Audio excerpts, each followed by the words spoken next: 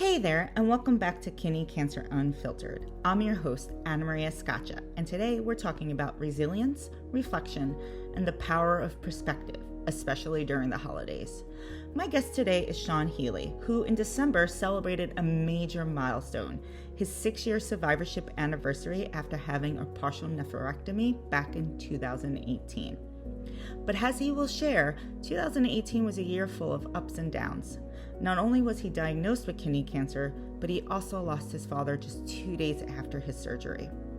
We will also talk about how the holidays, a time when we often focus on others, can be a meaningful reminder to shift our perspective away from our diagnosis and toward the things that matter most. Stick around as we chat about pushing through the tough times, finding strength in the least expected places, and why even the small victories are worth celebrating. Sean, thank you so much for joining us on the podcast. For our listeners who are not familiar with you or your story, can you just give a quick introduction? Sure, absolutely. Yeah, my name is Sean Healy. I live in Richmond, Virginia, with my wife. I've been here for a long time. I have two older sons in their 20s. I also have a dog and four cats, which is a totally different story for a different podcast. Um, I was diagnosed with stage 3 clear cell renal cell carcinoma about 6.5 years ago in the summer of 2018. I just had actually my 6-year anniversary actually this week of having a partial nephrectomy to remove basically a 10 centimeter tumor that I had in my left kidney. And then I've had a couple recurrences over the last few years. Most recent thing I had back in the summer, I had SBRT radiation as hopefully a way to stop continuing to have to be on some medications that my body was starting to have a harder time dealing with after having been on for a few years. So very much in like kind of a maintenance watch mode right now on my kidney cancer, where I still have what's left over, kind of the scar tissue, if you will, from the SBRT, Okay. but we'll continue to be in monitoring mode for a bit. But that's just a little bit about me. Awesome. Not the cancer thing, because cancer is never awesome, right? It's always weird, by the way, this is the podcast to talk about pets. I talked about Ah, my pets multiple times, so it's yeah, fine. I'm of very course good. curious as to what type of cats and dog you have. Sure. Okay. So our dog is a Portuguese water dog. Her name is Grace. She's 6 years old. She is awesome. Coolest dog we've ever had. I grew up with dogs. Like my parents have always had golden retrievers. She's our second Portuguese water dog, but like one of the coolest personality dogs I've ever been around. She's awesome. I take her everywhere where I can. Not to work, unfortunately. That's not an option for me, but any other times we drag her around because she's just great. Um, we have four cats. We have three old cats and then kind of the baby, which was a recent acquisition. My wife is she would be a crazy Paige would be a crazy cat lady if she was allowed to be. So I've had to put kind of a hard cap on like, hey, no more than this many cats. And actually there's a new target I say. I'd love to get to a point where we have like 2 dogs and 1 cat would be a destination. We've got 3 cats, like an orange tabby that's like 18 years old. We got a beautiful kind of ragdoll gray cat who's about 14 or 15. We have a black tuxedo who's about 10 or 12. And then the new one, which is kind of probably the coolest one, is my wife was able to do a rescue for a Maine Coon cat whose name is Remy. He's giant. He's just over a year old. And if you don't know Maine Coon cats, they're really big. And they also have very pointy ears. Very cool personality and stuff. But he is still growing. They usually grow to be until they're about 2 years old, and he's Yeah. already like twice the size of all the other cats. Yeah, I know that we're here to talk about the holidays, but I'm not gonna lie, I kind of want to spend the time talking about cats and dogs. So my son loves cats. We have 2 cats and 2 dogs. Um, and we have an orange tabby and this like bobtail black cat. I used to have a Maine Coon. Her name was Muffin, but she had passed away a while ago. And then I had a gray tabby who passed away a couple of years ago. But my son, he loves cats, and he has said he would also have like 20,000 cats if he could. Also 20,000 corgis, because we have a corgi and he loves corgis. But if he could, it would be like a crazy cat and dog guy. So cats are adorable.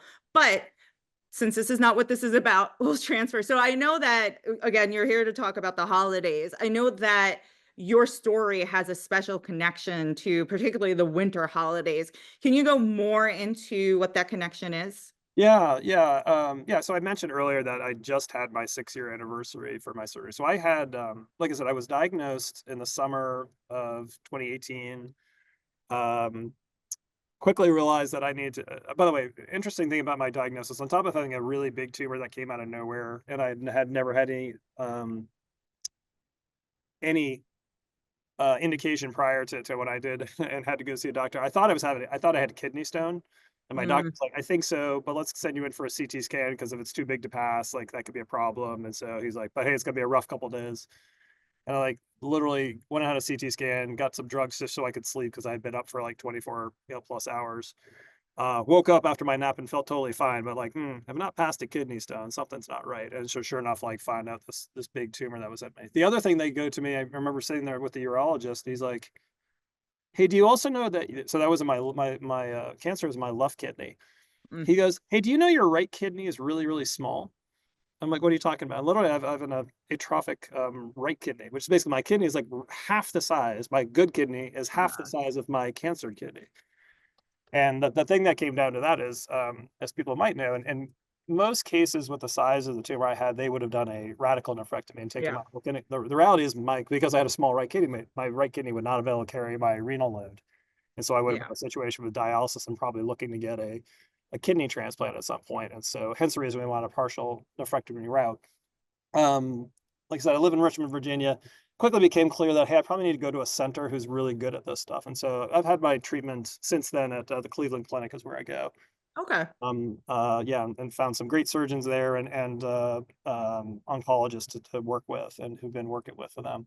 But I basically, because of the size of it, it was also starting to go into the renal vein.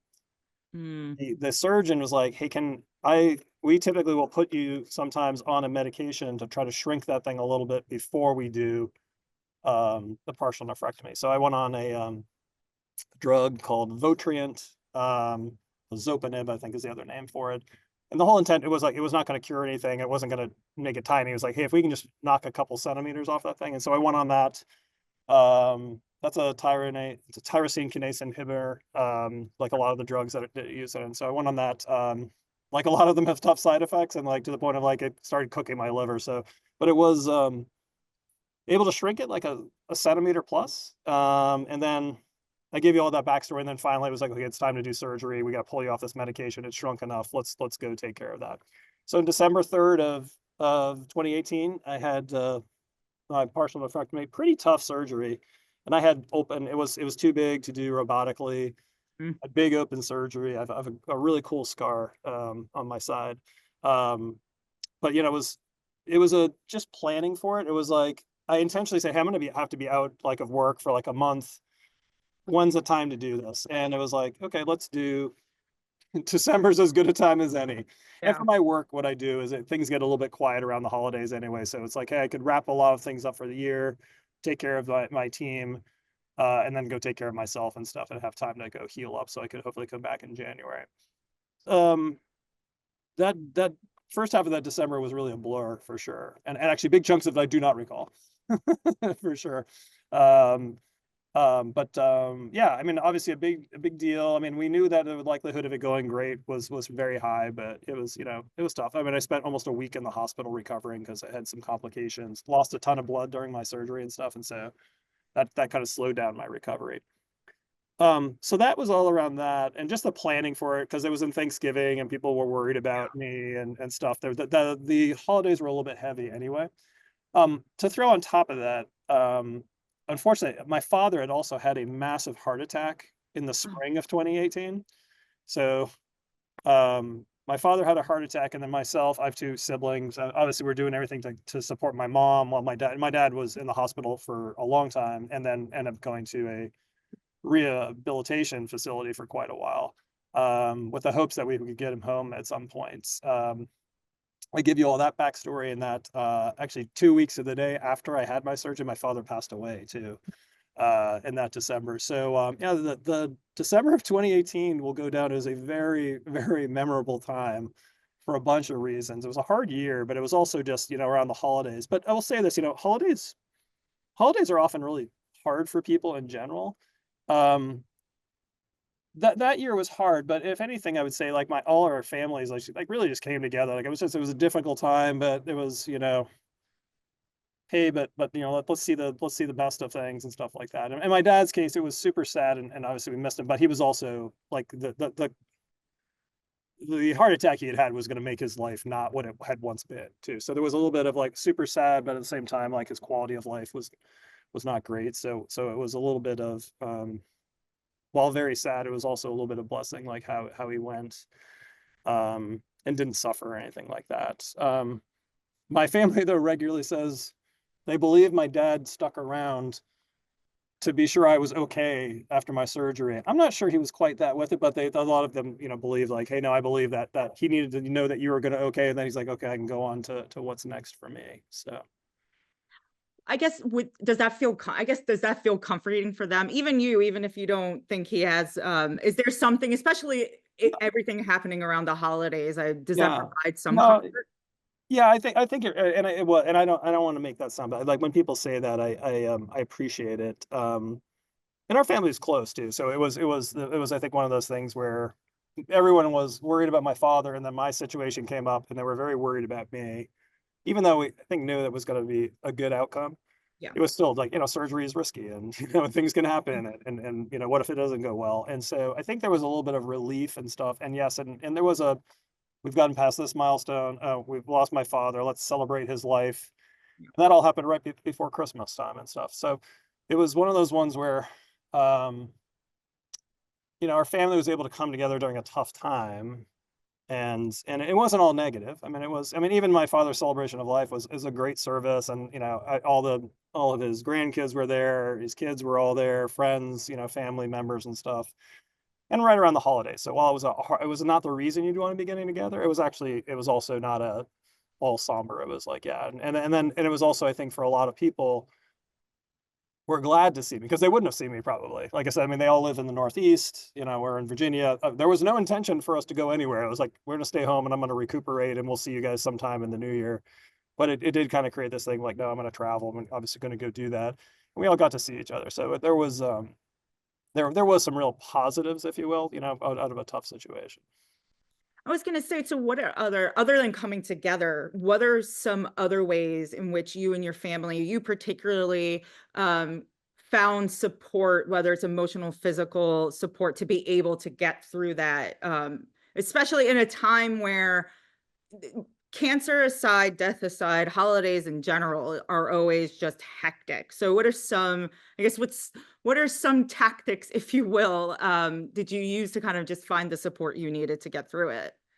Yeah, I mean, so first of all, my wife Paige and I talk how blessed we have just an amazing network of friends and family and stuff. And so from the time I got diagnosed, like the number of people who wanted to come help Mhm. um, was, I mean, candidly, just incredibly humbling. But we had all these people like, what can we do?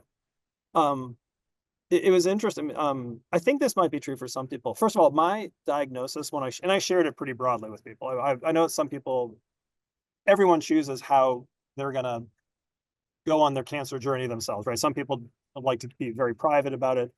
I just tend to always be a pretty transparent, open book about anything in my life, right? And it was like, I'm going to tell people what I'm going on, not because it was like boo hoo. It was like, hey, I got this thing. By the way, I'm gonna like most things in my life, I'm gonna take this thing head on, and we're gonna make this great. It's gonna go fine, but it's a thing, and to share that with people. Um, what that turned into, that was just the number of people that are like, oh my gosh, come talk to me. My diagnosis also, this was a fascinating. I would never anticipate it. It actually freaked out a lot of my people I know. And freaked out, and they're like, you are healthy, you're fine. This thing came out of nowhere. And they're like, and people wanted to know, they're like, there'd be like things like, you didn't go to the doctor, did you? I'm like, I went to the doctor every year. They're like, well, how did they not catch this? I'm like, it's not that kind of cancer. Yeah. Not that kind of thing. I said, it's short of me having got a CT scan for something else, they wouldn't see it. Yeah. Which then got people like, could I have something growing in me? I'm like, you could, you probably don't. But like a lot of people were like, you seem super healthy, you seem fine. You're like doing great on all these fronts, and then this thing came out of nowhere, and that I think jarred a lot of people. And Yeah. actually, I had a lot of people who just wanted to catch up and talk to me and say, "Hey, your diagnosis has me worried." Mm. Oh, tell me more. But there was also one of the things actually was really difficult was at first with all these people like, "I want to help you. Here's what I'm going to do and help you." And as a couple of points, especially as we were trying to say, "Hey, where are we going to go? Who are surgeons that we're going to talk about and things like that." You could imagine the number of people who came out as like, "I know a great surgeon. I have a Yeah. great surgeon." It was actually almost like, "Do you know a great surgeon who's particularly awesome at big kidney tumors?"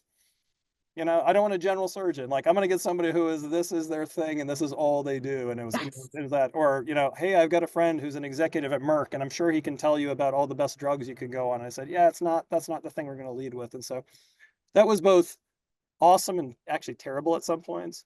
Hmm. It got to the point where everyone's like, I want to help you. I don't want to help you. I said, if I had to get almost until like, can you take a step back or two? Because your intentions are really, really good. But you know, I actually don't think unless you can help with this very specific thing, like I don't think you're going to help it very much, kind of thing. But it was amazing, and people are like, what can I do? You can do this thing, and by the way, that's all of my personal, my work life too. I'd be happy to be really fortunate out of a company that when I told people, they're like, you should not worry about work at all. Yeah. To one point where like my big boss was like, Sean, if you want to take like the next 4 months off or whatever and go deal with this, go do it. It's like not a big deal. And I said, the last thing I need right now is to sit at home and think about this all the time. Like, if anything, I'll be working more. Yeah. Feel fine. Like, I had some symptoms, they're gone. And, I'm like, I need to actually not think about this. And it can't be the thing that I do all the time. And so, obviously the offer and stuff like that's out there. There was never a question of like, well, how long are you going to be gone? It's like, you'll be gone as long as you need to. So there was never any stress about, oh shoot, how am I going to take care of this stuff? If anything, the worry was like, my dad's not doing well. I want to support my mom because he's going still through some hard things and this is really hard on her. Oh, by the way, I also have to take care of this other stuff, but it was never like worried about work. It was never worried about, we have great healthcare. Like the reality is we could have gone anywhere in the United States with my insurance. And so we didn't have a lot of constraints that I think a lot. So that was nice. So we had all like the right structural things in place. The hardest thing was, I think, really dealing with people who were really worried about us, like really, and very focused on like, what if it goes badly? Which Yeah. which I tend to be just, I'm not a Pollyanna, but I tend to be pretty optimistic. And I was also like, hey, we've got a plan and we think it's with great people who can do a good job. We're going to go execute on the plan. Could it go wrong? It might, but I think we got all the right people to do the right thing and we're going to go do it great, kind of thing. And so often was helping other people with what their worries were, which Mm. was not too bad for me. It was actually really hard on my wife though. It was really Yeah. because she would often get the people.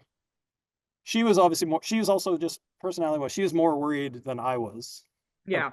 um, which I think sometimes happens. Where the person who's sick is actually worried less than the people who Yeah. love the person that's sick, kind of thing, right? Yeah. So Yeah. I feel like that can be partly because when you're the person who's sick, you have a better understanding of what your path is, right? Like you have a better understanding of what your health is, what your prognosis is, what your options are, and you have more control over it because it's your body. Whereas your caregiver, your partner, whoever it may be, they have less of that control. So anxiety decides, at least that's my theory. I yeah, don't know. no, I think that's true. I also think it's probably also them in a space of like, what if something bad, what if this goes really badly Yeah. and you're not right? I don't care who you are, like there is in the solution set of this goes terribly and you're not here anymore. And gosh, what would my life be without? And I really don't want that to happen. Whereas I think when you're sick, you're like, yeah, this could go badly, but I don't think so. Yeah. So like the worst case scenario, I think you're just not, or hopefully most people are not thinking about that constantly. But I give you all that context. But my poor wife, Paige, she had to carry a huge break because also all these friends of ours didn't want to talk to me about those things. So Yeah. she got it all, right? So she got it all. They'd like, Sean, you're gonna do great, and then they go to Paige and be like, oh, I'm really worried about Sean, like and she's like, thanks, I'm worried about Sean too. Yeah. And so she would regularly find herself in just these conversations that probably just added, just piled on top of the stress and worry that she already had and stuff like that. But I tell you this, like the thing that we would never have wished was different was, um, we have we were just really lucky. We have a lot of friends and we had a huge network of people and they wanted to help us. That also then meant you had a lot of people who wanted to reach out and talk about it and things like that. And so at times it was hard where it was just, wow, too much love. And your intentions are really good, but like, can we get a break for a while? But I guess like the best part, I mean, you were saying what are some coping things? Like I think it's really important to have um those people you can lean on and stuff like that. One thing I also was really important to me was just to try to keep some normalcy. I have some really good friends, and I said to them like, "Hey, I've got this thing going on. I promise you, you'll know everything, but I don't want to be this is the thing we talk about all the time." Yeah. And so, like, I do a lot of hiking. And I got a few buddies that I go to that would say, "Hey, when we go hiking, can we not talk about this?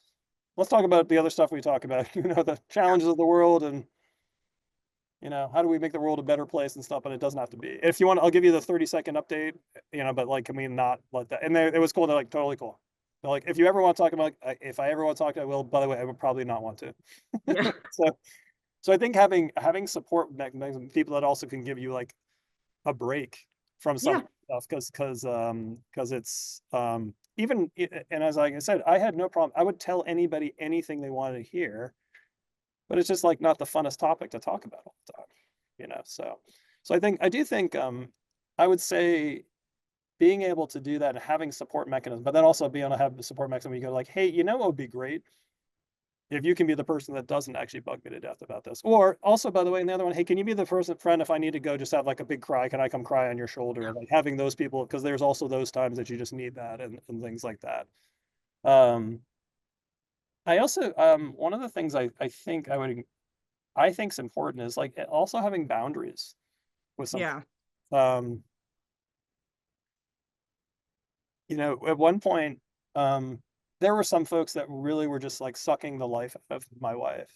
Mm, By the way, really good friends, but they were the ones that were constantly like, "Boo hoo, this is terrible." And I said, we can see those people less for a little while, yeah. which seems weird, right? Because I mean, we are very much social people. We love spending time with it. But if I said, but if all they're doing is sucking more energy out of time where you have need anything, people giving you energy, we could dial back how much time we. How about the people who give you energy? Let's spend more time with those people, particularly now, because And so, I say that I think because it can be when you have the great problem of having a great support network, it can also be exhausting during things like Yeah. Of course. Oh, yeah. that. Oh, yeah. Yeah, at a time that you need, to be taking care of yourself and things like that. So that's the hard thing, I think. If anything, we probably should have set some boundaries earlier than we did. Hmm. It took a while, and we got, a couple of months in, got kind of in a little bit of the, valley of despair. Like, all right, we got to fix this. This can't go on for another 4 months like this, or 3 months before we do surgery and stuff. So yeah, those are Yeah. some thoughts I have. Yeah, and I think the boundary point in the context of like the holidays is really, really, really important, right? Because the holidays, there's always an expectation that either, like you said, you would travel or you buy gifts or you entertain. And when you're going through a cancer diagnosis around the holidays, honestly, those things are probably not top of mind. So you had mentioned that you didn't travel up to Northeast for the holidays. You stayed there and people came to you. I guess other than with your support network and really deciding who are the people you need to like scale back from and who are the people you can lean on, what are some other boundaries you set related to kind of the intersection of cancer and the holidays, if you will? Yeah, I think our situation was really unique, right? Because at first it was like, I'm going to be recovering from big surgery. Like, hey guys, it was a lot of us. Like, let me tell you what's going to be like over the holidays. My father passing away changed that a little bit for sure. Um, I do think I would say like, and by the way, the holidays have always been a special time for me. I know the holidays can be a really stressful time and actually bring out a lot of really hard things for people depending on what they've done in their life and family dynamics and things like that. Ours had always been a really positive time. So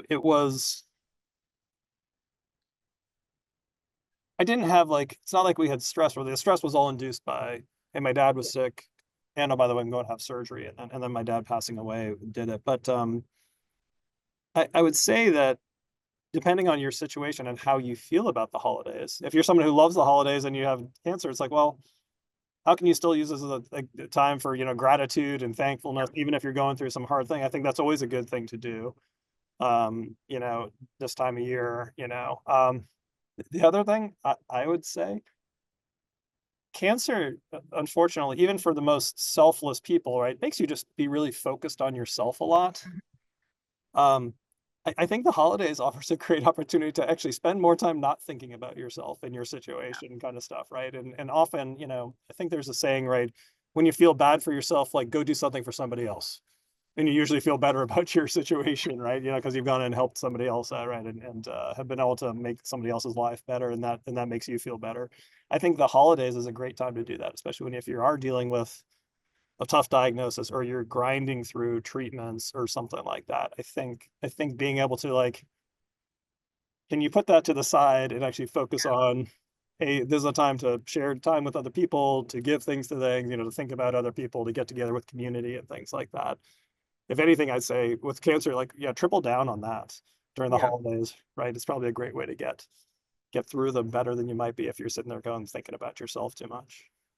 Yeah, kind of like use it to your advantage like a break, right? We do it at work if you're lucky enough to have the week off, for the holidays. You're like, okay, I'm gonna take care of the things I need to take care of and not think about this. And I think applying it to cancer, what you're saying is take that time to be able to give yourself that break from what you have to deal with the day to day.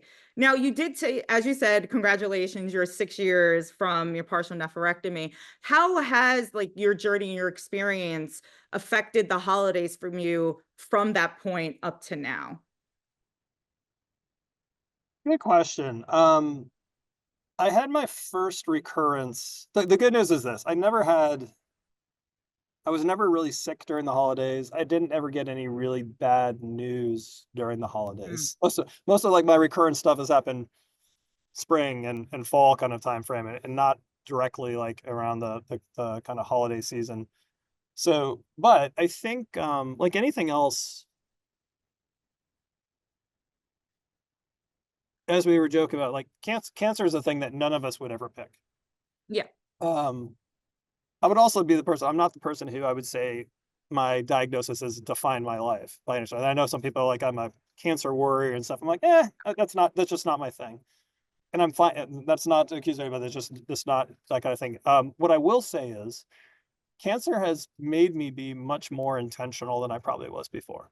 So just how Mm, I spend my time, the things I do, where I spend my energy, um, it made me think, gosh, I hope I'm gonna be around for a long time, but if I'm not, where should I be spending my time and with whom and things like that. And so to that point, when it comes to holidays and how do we think about it and being in touch with people and stuff like that, I think if nothing else, the diagnosis has been one that's like, no, no, no, who are the people I really care about and are we doing things with them? I mean, good mm, good example. I'll say like my family's in the Northeast. We don't always get together for the holidays. We usually get together a couple other times a year, and it's often when the weather's a little bit better and things like that. But like this year, I'm definitely gonna go see my mom for a few days after Christmas up in Connecticut.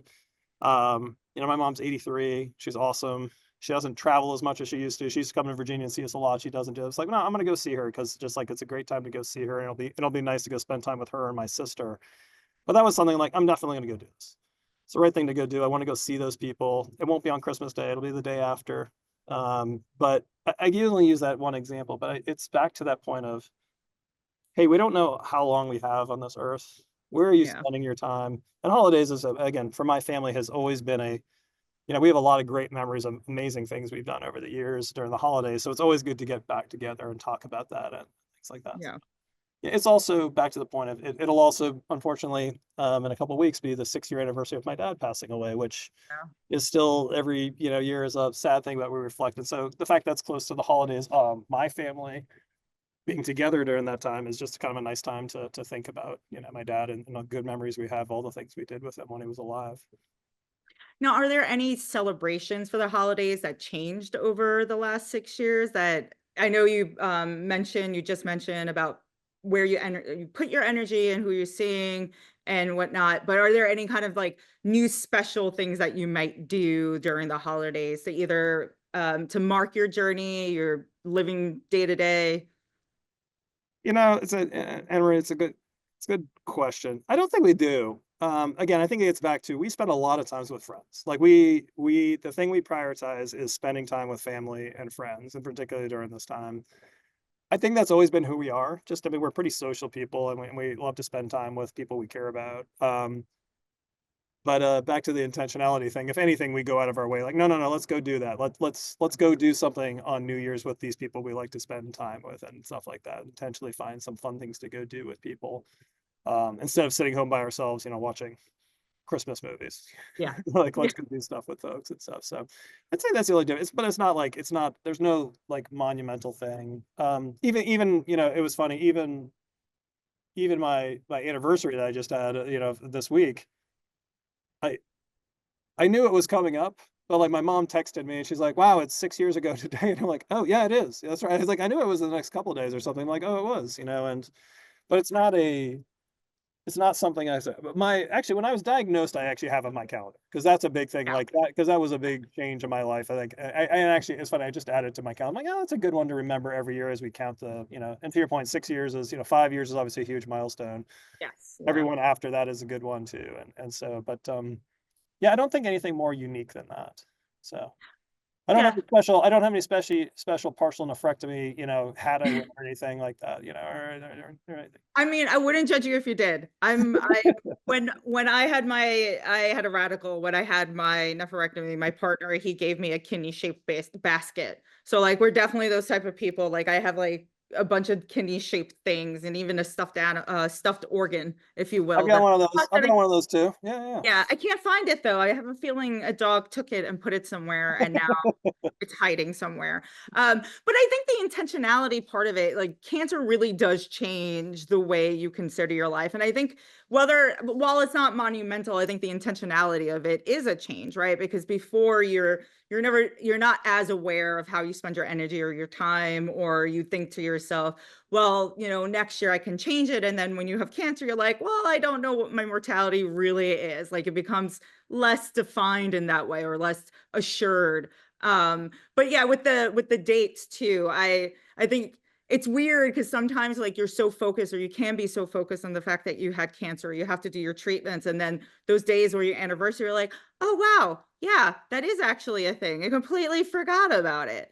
And I know you mentioned a couple of pieces of advice, but if you were to put your pieces of advice in one sentence, not one sentence, but like one answer. People with cancer who may be having hard times around the holidays, what are some things you think that they can do, like actionable steps that they can take to hopefully make the holidays less of a stressful time or challenging or hard time for them? Yeah, I think the key one is this, like, generally, if you're stressed because you're thinking about your own stuff, I'd say find a way to not be thinking about your own stuff. Yeah. And usually that's spending time with other people, that's maybe, volunteering, that's giving back to other people, that's helping other people that might be having a and by the way, I think that's true for anybody who's going through a stressful time at any time, whether it's the holidays or not. The holidays, sometimes I think the holidays can be tough because often people may have tough memories over the holidays, or they're missing people who are gone out of their lives, right? Often that's like, hey, we used to get together and those people aren't here anymore and stuff. And so there's often, I think, feelings of loss and stuff like that. I mean, for some people, I think also, Emery, is that you could just acknowledging that and accepting that that's part of who you are. But then, Mm, like, what is something I can go do that's not dwelling on that, right? yeah. just anytime you get bad news or life's hard, it's like, well, I'm a deep believer. First of all, this too will pass, but sometimes you can also help yourself not make that harder than it needs to be. Yes, Right, and so and exactly. we're all different, right? And so some people, I just rattled off a lot of things. Like my whole thing is like, hey, how about I go do something with somebody else, and not be so into my own stuff, and again, I'm somebody who tends to be pretty upbeat even when things can be tough because I'm always like, oh, I think today's been a bad day, but tomorrow can be great, and so just continue to look forward but yeah, finding I would I think everyone's got their tips and tricks that help them when they're in a funk or during a hard time, and do that. I also think it's a great time to even just be maybe vulnerable and say, "Hey, I'm really sad," or "This is a really hard time," and finding somebody who's good about that. Not necessarily so they can fix it, but sometimes getting that out of your own head and sharing it with somebody And sometimes they might have an idea that might help you, but also just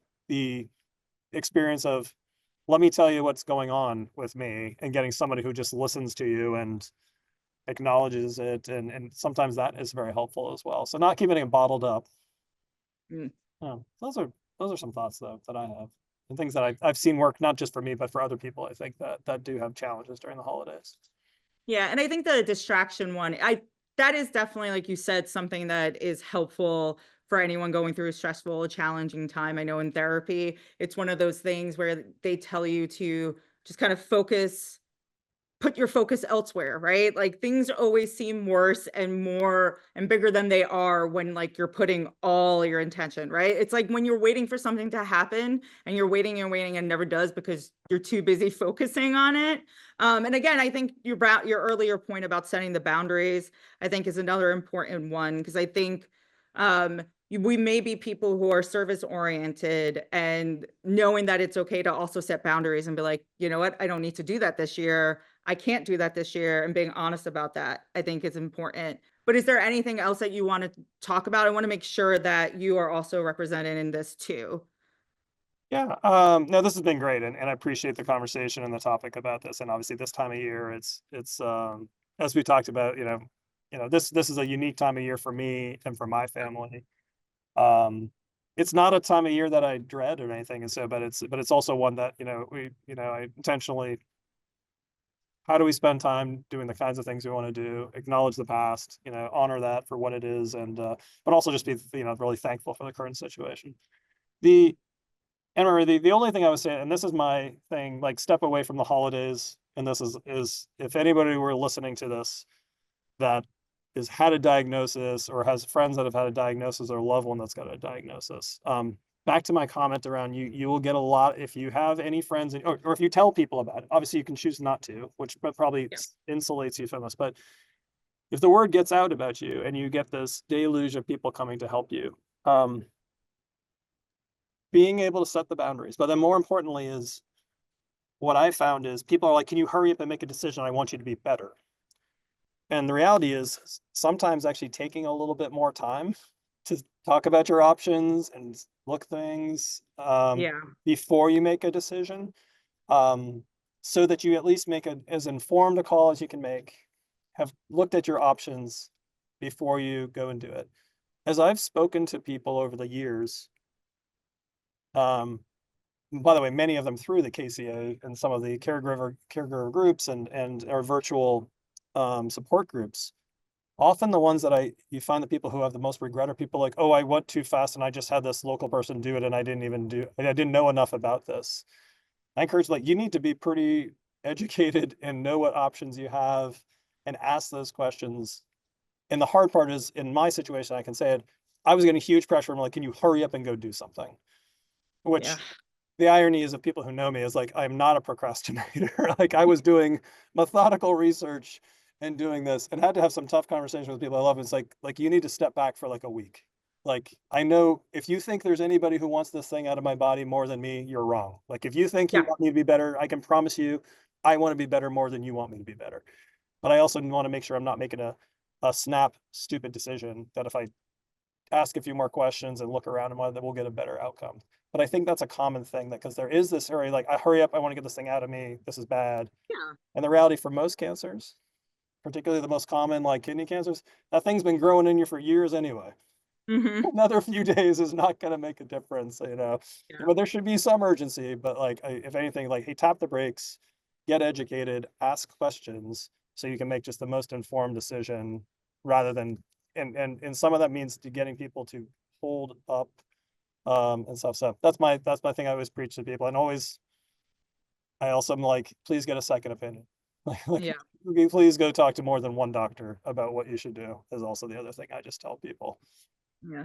No, I think that's an important point, right? Because there's this interesting thing of like where you need that distraction sometimes where you're not thinking about yourself, but through the journey, through the experience, you should always center yourself at the same time, right? It's like, of course, people are going to tell you to hurry up, but you have to look at them and go, okay, is this your cancer or my cancer? Because I think I should be the one in the driver's seat. And if it's we've talked about this, or at least on the podcast before, about like managing emotions and other people, and it's like again, like you say, you have to be like, okay, back up. Like we need that boundary here. Like go tell it to a diary, not me right now, because I'm at the center of this.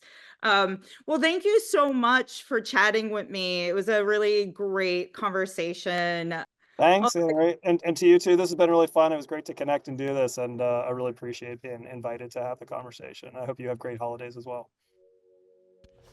thanks for listening to Kidney Cancer Unfiltered. If you found this episode helpful, be sure to like, share, and subscribe wherever you listen to your favorite podcast.